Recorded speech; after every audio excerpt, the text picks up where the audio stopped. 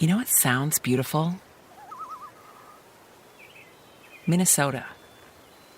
You know what else is beautiful? Knowing that the lottery has generated billions of dollars for our state. Money that has gone to help protect wildlife and habitat and improve our air and water quality. At the Minnesota Lottery, we're playing our part. You can too. Just say, I'm in.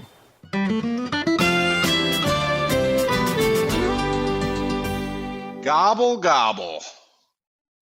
My turkey calls. They're sitting out in the outpost. I meant to have them with me.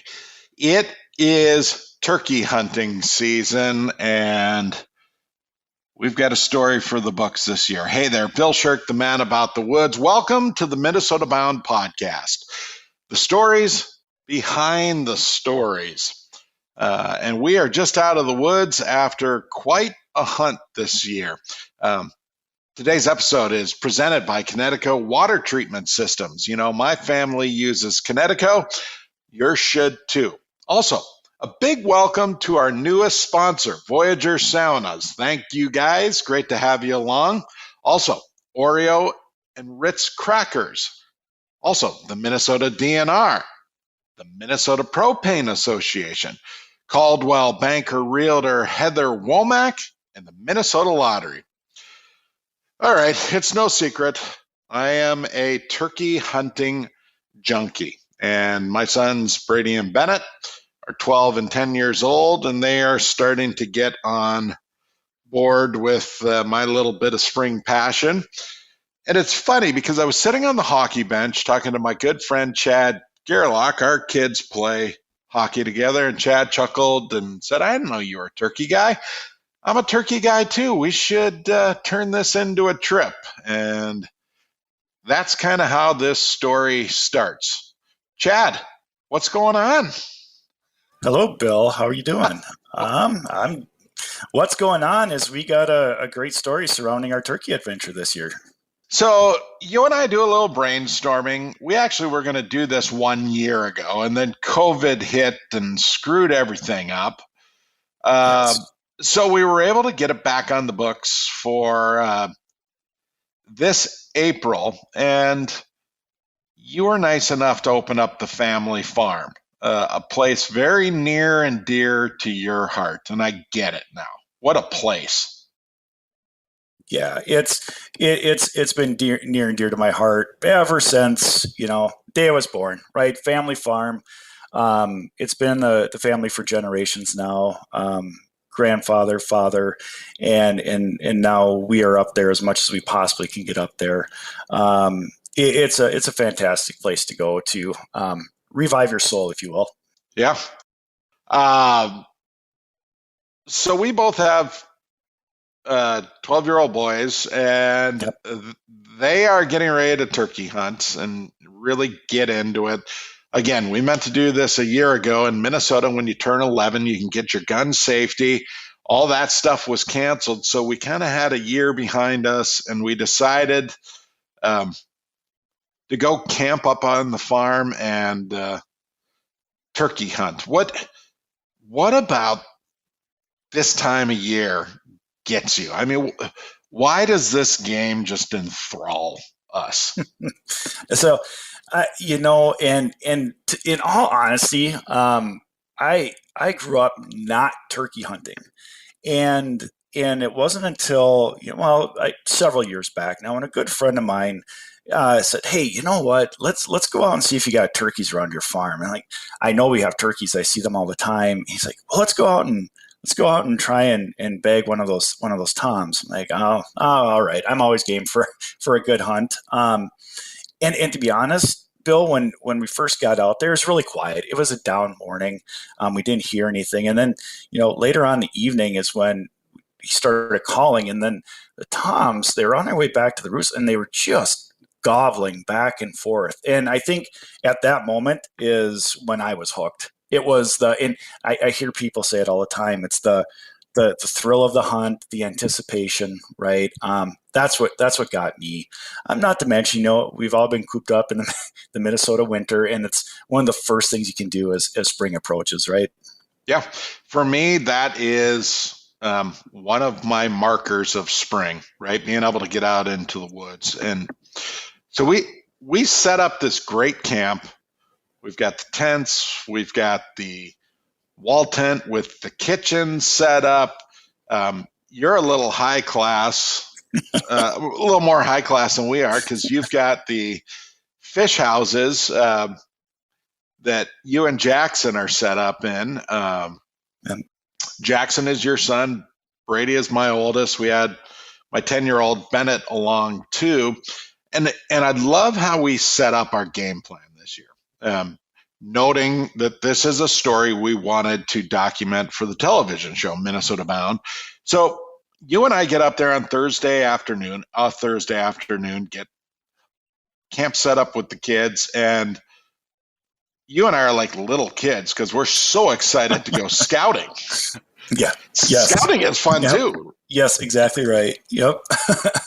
And we get camp set up, and we finally get out onto the trails, and we're looking for signs, and we're really not seeing anything, are we, Bill? Well, we're not seeing anything. Nothing. I mean, hearing. Anything. And at this time of the year, in years past, it was, the hunt was on, and you'd see the birds out in the fields pecking away, and you'd see them running around, and you'd at least come across in the spots that we had gone to, at least on the field roads, you'd at least come across tracks and signs and droppings, feathers, whatever, sounds from them traveling back and forth and communicating, right? And it was nothing. It was absolutely nothing. All we could hear were the Amish buggies. Your farm is up in central Minnesota, surrounded by Amish farms. It is an unbelievable environment. Just so much fun. Watching the kids coming home from school in the buggies, the families going down the country roads, and no gobbles, no birds on field edges, nothing. No sign in the woods, nothing in the mud. And then we find a feather.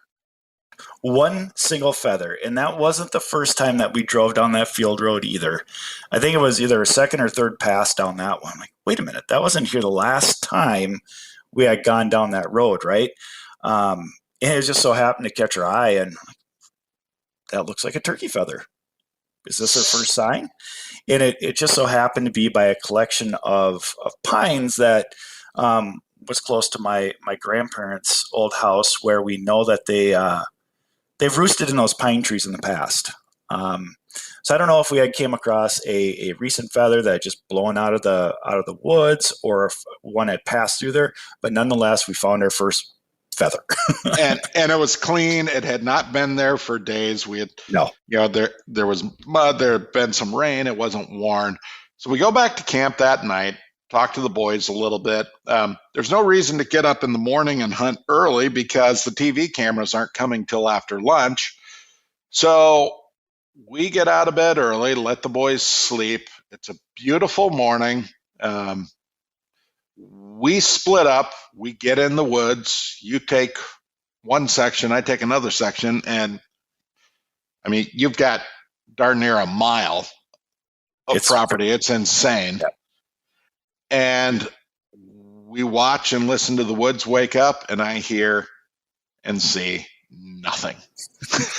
And it wasn't like it was a crystal clear morning too. You could hear a pin drop in the woods, and we heard absolutely nothing.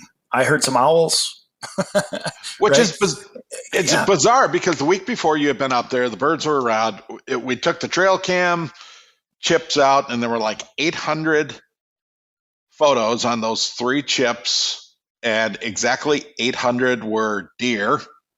Not a single bird. So at this point, I'm thinking, oh my gosh, this story has become a bust. All we wanted to do is have the kids have that special moment. One of them would probably bag their first bird. What an incredible story for television. And now it's just gone to pot. So I call home and say, hey, we need to leave one of the photojournalists at home. There's no reason to bring 2 let's just get some sort of television story on spring and the Gerlach family turkey camp, and we'll call it good. And maybe that's Murphy's Law, right? As soon as you put the camera away, good things happen. Yeah, that's always true.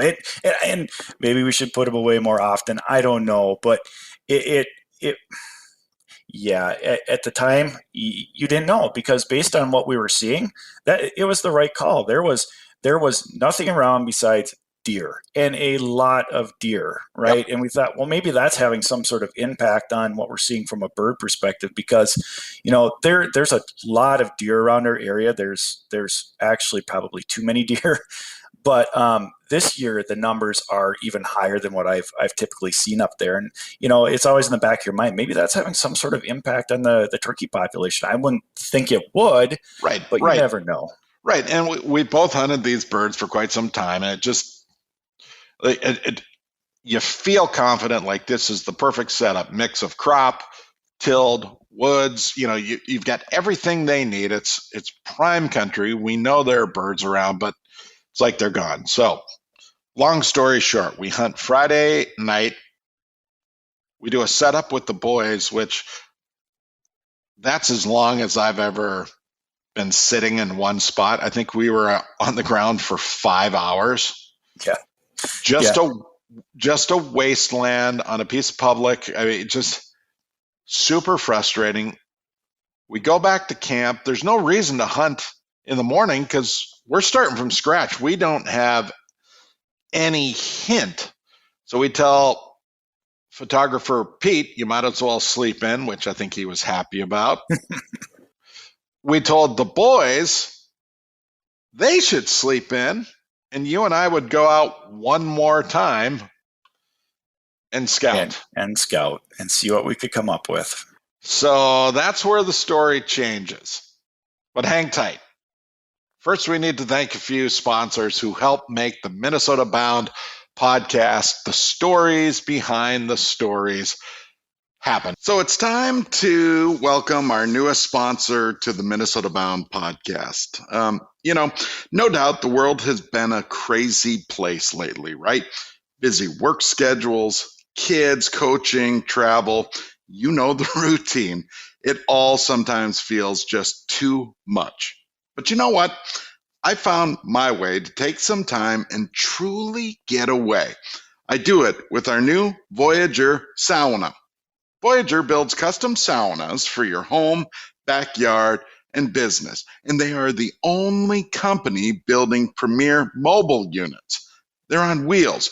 They are units that go anywhere you go. It's the pick of the Sherck family.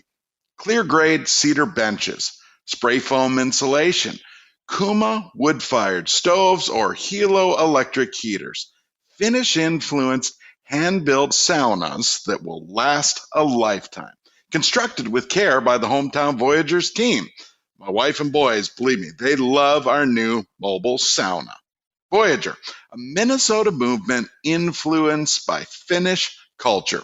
Visit voyagerssaunas.com and get ready to distress. Trust me, it works. Hi, I'm Laura Shera, and do you really know what it costs to heat water at your home, cabin, or business? No? Well, we do. Based on data from the U.S. Department of Energy, the average annual savings for homes that heat their water with propane rather than electricity is $175.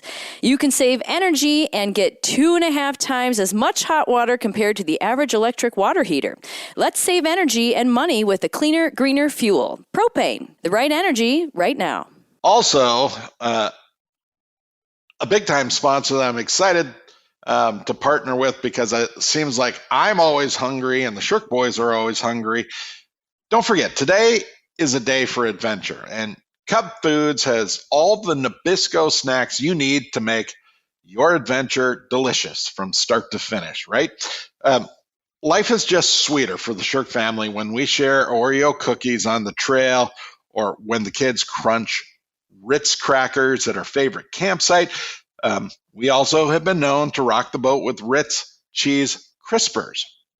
So do me a favor and stop at your Cub store on the way to your next adventure.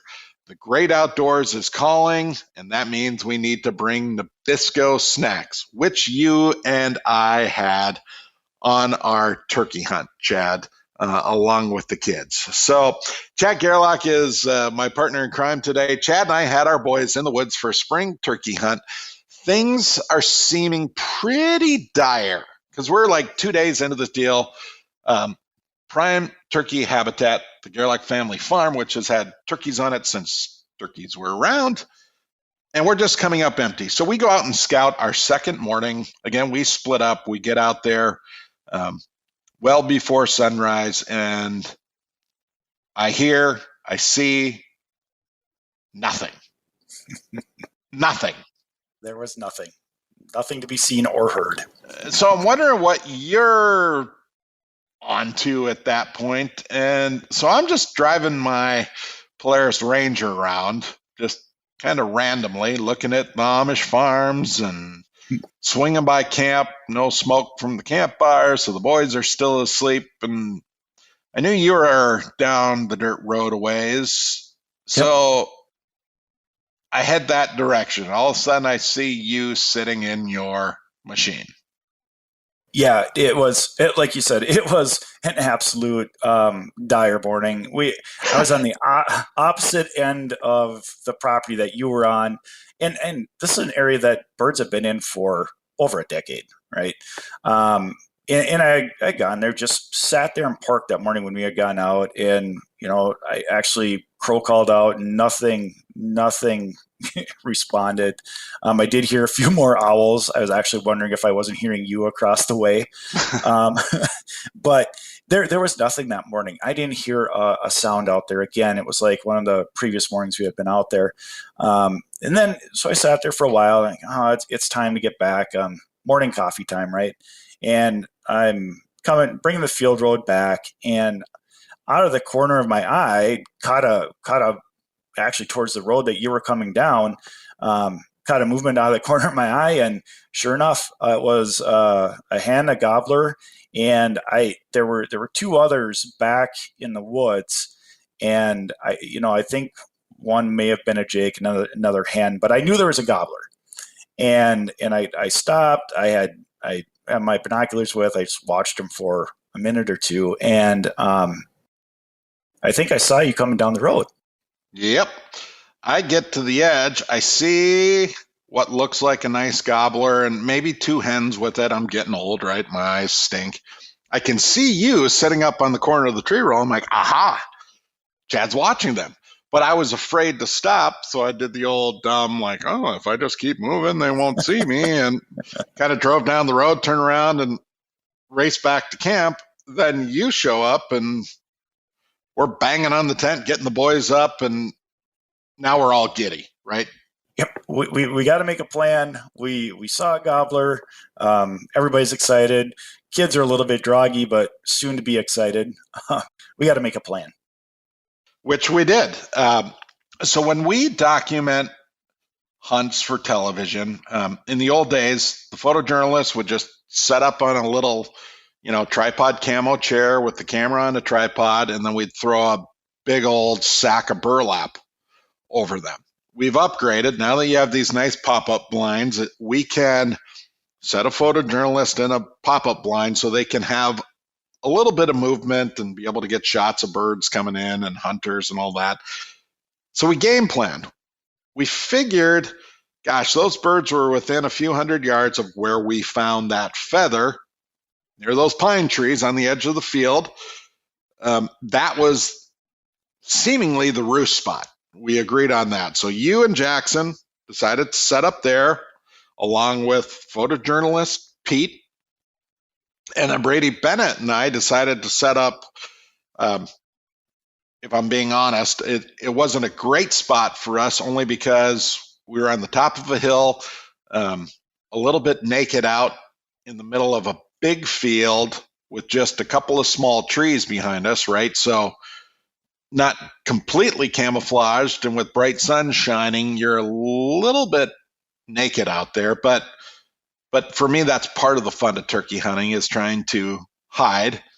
And we set up for the evening hunt, and you and Jackson got settled, Brady Bennett and I got settled. And it was funny because I was using just a hen decoy, and I was looking at the tree line across the field, kitty corner from us, which, I don't know, 200 yards, 300 yards, something like that. And I thought, gosh, if those birds were to come out of those trees where we set that hen, I think it is too low. They would never see the decoy. So my 10-year-old, Bennett Sherck, who's all decked out in camo and has this bright orange mouth from sucking on Gatorades and runts candies, sneaks out to the decoy, moves that hen just a few feet up the hill where he thinks, the head's sticking up so they can see it, gets it set perfectly. And I actually snapped a photo. It was so funny of him leaning over and patting that decoy on the head, kind of like, do your job. Good luck. Good luck. Sneaks back down to us and settles back in. And that was just such a great dad moment. Well, you can tell they're enjoying it, right? It's like, come on, bring us luck, bring the turkeys in for us, right? And in the same, like when we had set up and when we were talking about making that plan, Bill, it was like, we're trying to figure out how we're going to position each other, right? And we had thought that those birds were going to remain in that tree line that we had seen them earlier. And which is crazy because it's 2 trees wide and it backs up against an Amish farm with 6 buildings and horses out in a pasture, right? So dogs, horses, cats. We saw cats running up and down that tree line. The black cat. Yep. Yeah. So there's no way that those birds stayed in that tree line from the time we had seen them that morning to where we got set up later. It had been several hours had passed, and the chances are they had moved on. But we ended up positioning ourselves where we thought they would be. And yeah, to your point, you guys were really right out in the open. Jackson and I were able to tuck back with our blind back into the woods by those roosting trees where we thought they might come across that hayfield. I know they've come across that field in the past. I've actually seen them. But that's not the path they took this year. Oh, you just gave it away. Something good's about to happen. Yes. So Bennett moves the decoy at 5 p.m. Sunset, I think, was at like 8:03. Yep. 7 o'clock, Brady, who is going to be the shooter this year, is a little bit frustrated, loves turkey hunting, like has been uber patient, but I could hear in his tone that he was starting to give up a little bit. And I said, hey, look, buddy, sometimes you have to earn it. Sometimes it's not easy. And this is the way some hunts go, which when something good happens will make it just that much sweeter. And he was buying into that when I looked towards the setting sun off to our right, and there up in the cut field, I can see a gobbler. And I'm like, son of a gun, he's coming down behind you guys. Yes. Where did this bird come from? Like it's been a ghost town for 2.5 days. And he did not. We had faintly heard him so to understand how Jackson hunts, he sleeps, he hears a gobble, he wakes up, right? And that's pretty much how everyone hunts. So he's sitting there and I kid you not, he's laid back and maybe even snoring, and all of a sudden I just faintly hear a gobble and he just perks up. Wow. And he's like, is that a gobble? I'm like, I think so. And then, we were trying to, one of the things with turkey hunting, right? Patience is a virtue. Don't overcall, but how much should you call, right? It's that game of back and forth with the toms. So we had called a little bit, and then he got louder. Like, oh, maybe he's coming through the woods, because behind us was that roosting woods, right? And they typically will flow through there, but he ended up following a field road that was behind us a ways and stayed true to that field road. Yep. So we hit the call. I do a couple of nice little yelps, And he perks right up and instantly knows we're there. And I said to the boys, do not move. The bird is coming. All right, we'll finish this tale in just a second. But first, I'd like to thank a few more of the sponsors that help make this podcast happen each week. One of our biggies is our good friends at Connecticut Water. It's no secret the Shercks love Connecticut. We live out in the country, and like you, Chad, we've dealt with that ironclad well water in the country. Yep. But we treat our water with the Connecticut Whole Home Water Treatment System, and we also use the Connecticut K5 drinking water system. That white buildup you get around faucets, we have pretty much eliminated that completely. The dishes are clean. Katie loves what the water does for her hair and her skin. And I've been on a big kick lately because I noticed the Sherck boys, whenever they go and get their gear on to get ready for hockey or soccer, like packing their gear in the truck, they come inside and make darn sure they've got their water bottles and that those bottles are full of Connecticut water. It's pretty interesting because they've done that on their own. They love Connecticut water. Our whole family does. Do me a favor. Call Connecticut. Do like the Shercks did and look forward to clean, safe water.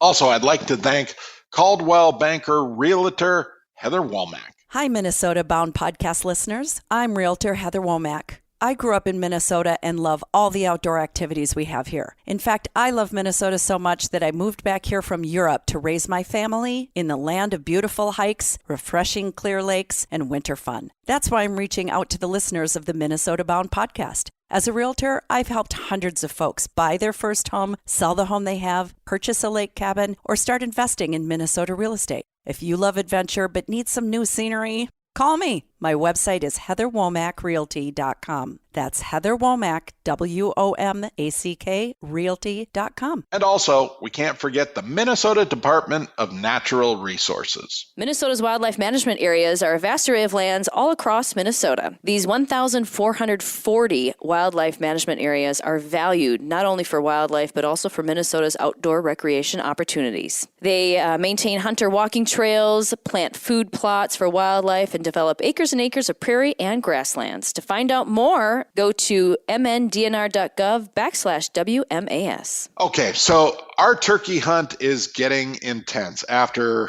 darn near, 2.5 days of nothingness. Yep. Chad Gerlach and I have our sons in the woods. We are set up, I don't know, we were probably, 300 yards apart from each other? Yeah, at least 300 yards, yes. Kind of kitty corner on this big alfalfa field. There was some tilled soil there, and I've just been telling Brady that, hey, sometimes hunts don't go as planned. Sometimes they're a bust, and all of a sudden a gobbler starts coming. So we get that thing down to about, 80 yards. Oh, so close. He's getting close, but he hangs up, which isn't unusual. Sometimes gobblers are hung up out from you. But we had set up on this knoll of this hill out in the middle of the field with a couple of scrap trees behind us. And there were low areas on both sides, almost like two natural funnels heading to the big woods behind us. And we thought, well, if anything was coming this direction, they're going to go down those two funnels, one of those two. So that was a good play. So that bird goes down the funnel to the right of us and is just hung up. It's now down behind us. It's still gobbling. I'm doing my best to not call too much. In fact, kind of stay quiet, make them want to come. Mm-hmm. It's close enough that we can't move, right? Can't bat an eyelash. So the boys are doing a fantastic job. They're just stoic and still. And as I turn my head to the left, I see that tree line straight across from you guys and kitty corner from us. And darned if there aren't two birds there. Too far away, I can't tell. I can't get the binoculars up because they're coming right at us. And they can see that darn decoy that little Bennett Sherck had set out. And in, 3 minutes, They covered 200 or 300 yards and got right to us. You could not see those birds, correct? No, and it's funny because the fields that you're describing, they're rolly fields like that, right? And when you're tucked down low like that, it just takes a small little knoll, and you can't. And when they're crouched down, running and walking, you just can't see them going across there.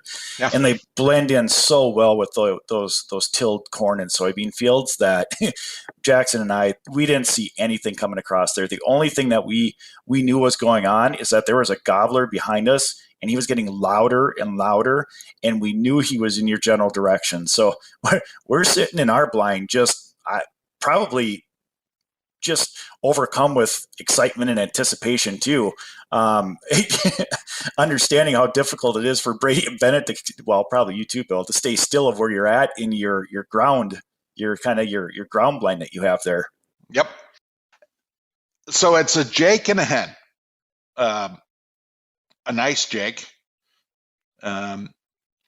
So we're able to whisper just a little bit. Again, we're out in the open. We're not in a blind. We've got a little, throw up tarp in front of us with some brush, but that's for me part of the fun. The boys stay completely still. We're able to whisper a little bit and hey, and I have this amazing conversation with my 12-year-old.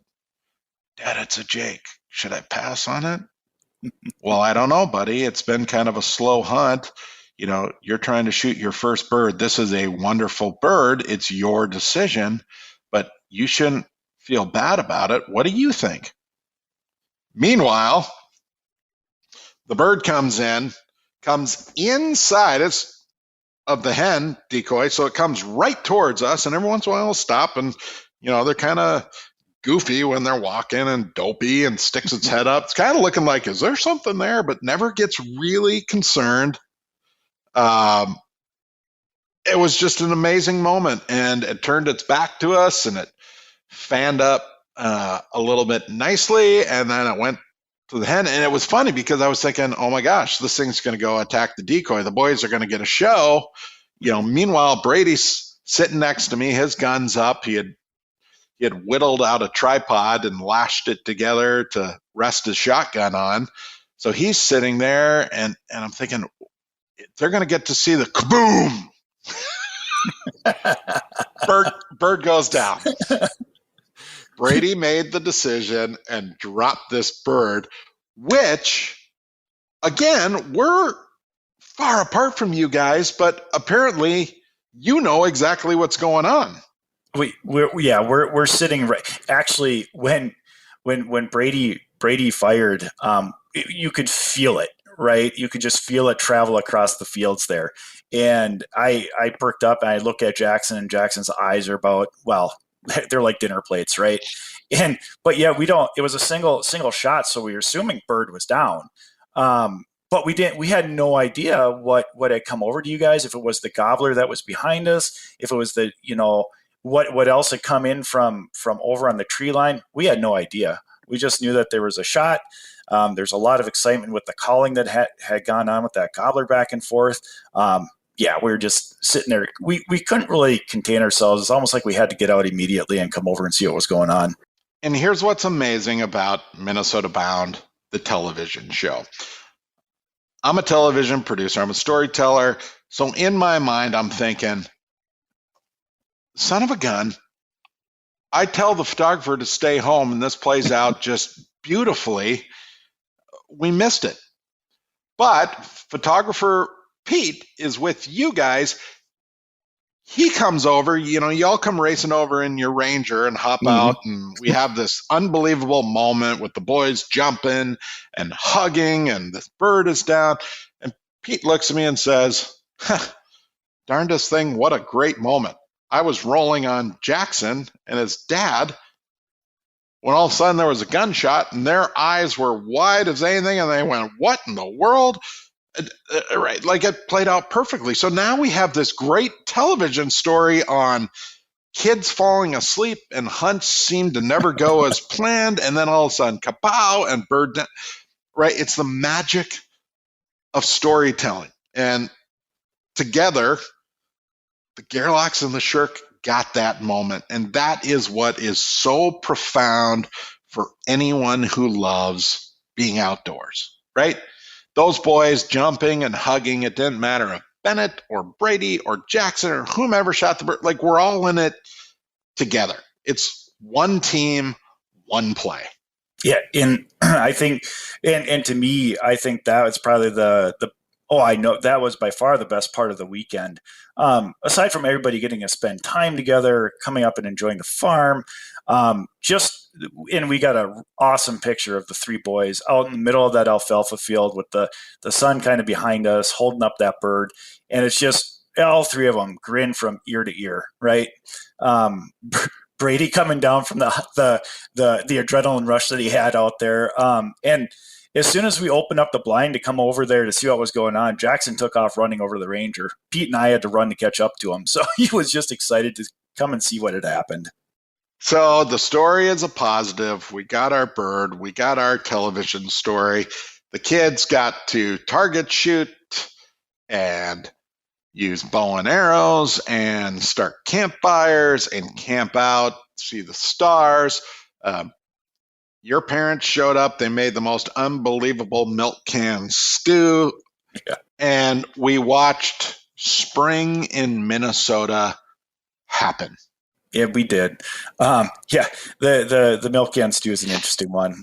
It's absolutely delicious. Ever get a chance, just Google to see what that is. But it's an awesome mixture of all kinds of vegetables and stuff. It's an old farming tradition, right? You take the old milk can, the big old classic milk cans that the raw milk goes into, and you put it on the fire with broth and potatoes and kielbasa and chunks of ham and your favorite cabbage, and that just sits on the fire all day. Careful there, the cabbage. It's and that's exactly right. It's the old milk carrying cans that we used to use, and actually I remember them from when I was really young, and we still have a couple that are around today. And that's exactly right. It's ham, kielbasa, a bunch of vegetables, and we could leave the cabbage out, but actually it does give it a good flavor. But it's just, if you have a big crew, you can just throw it together, throw it on the fire, leave it alone, and by the time you get back from what you're doing, it's ready for everybody to eat. It's one of the family favorites. So we went back and celebrated, and the best part, people will get to see this story on video next spring on Minnesota Bound. And more importantly, I feel like you and I have started a new tradition. That's, to me, that hands down is the number one best thing out of this, because you can just see the excitement on our faces, how much fun we had. Even when we didn't see signs of bird, it was still fun to be outside, outdoors, hanging out, trying to scout for birds. But then, seeing the younger boys, how much fun they had, they're going to want to come back, and they're always more than welcome to come back up with us. The other part of this, where we started, you and I coach hockey together. Yes. The kids are competitive. Any sport takes up a great amount of time for a child or a young athlete, but hockey in this state just is out of control. Yes. And unless you as a family, make the decision to say no to sports, a lot of people lose out on these valuable experiences. And it's funny because you and I both said, we're going to skip AAA hockey. We're going to skip soccer. We're just going to go do this. And when you think about the 3.5 days we had together, it's just unbelievable. And I'm so happy that we got to share it. And for us, what we love, we are now passing on to our kids. Jackson's going to get his bird. Jackson's got a little brother, a little sister too. Yep. They're going to be shooting turkeys at some point. I just have this gut feeling. Bennett Sherck, the younger of our boys, he's going to want to go back to camp, right? We need to start planning for next year. We do. We're probably already late, Bill. Yeah. Indeed. In a time of COVID, when things got screwed up, What a weekend to be together and just share the fun, and certainly appreciate you and your family allowing us to be a part of your tradition. And that's why we do this stuff. It's just so much fun to be outdoors, and you just never know what's going to happen. No, you don't. And that's exactly what we were looking for. It's good friends, good times, good memories. There's no other, there's nothing that's better than that, right? It's Nope. not something that you can buy. It's just something that you have to experience. We've got meat in the freezer. We have a fan drying on the blocks out in the outpost. We have some turkey feet drying as well, and I have a 12-year-old walking around the house. When are we going to eat the turkey? Can we eat the turkey tonight? When are we going to eat the turkey? And that's what it's all about. Chad, thanks so much. What a great story, and we've got more ahead. Maybe next year we'll be waxing about our next one. I love it. Thank you, Bill. Thank you, everyone, for listening to the Minnesota Bound podcast, the stories behind the stories, presented by Connecticut Water Treatment Systems. My family uses Connecticut. I think yours should too. Also, again, a big welcome to our newest sponsor, Voyager Saunas. Also, Oreo cookies and Ritz crackers. I love Nabisco. The Minnesota Department of Natural Resources. The Minnesota Propane Association. Caldwell Banker Realtor Heather Womack, and the Minnesota Lottery. Thanks so much for listening. We will see you back here next week. And in the meantime, as Chad and I experienced, do not ever forget to introduce a kid to the great outdoors.